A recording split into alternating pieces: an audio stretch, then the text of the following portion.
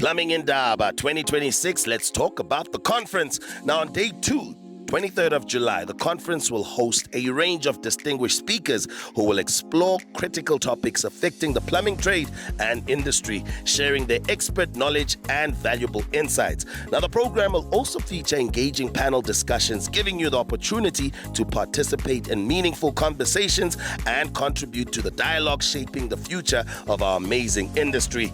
Now, that's not all. We'll also be honored to welcome the one and only 𝗲𝗙𝗄𝗂, the acting commissioner of the National Consumer Commission, as our keynote speaker. Now, he will bring valuable perspectives and insight to this year's conference. Now, please note that tickets must be purchased and bookings made to attend the conference. However, the exhibition and Olympics are free and open to all attendees.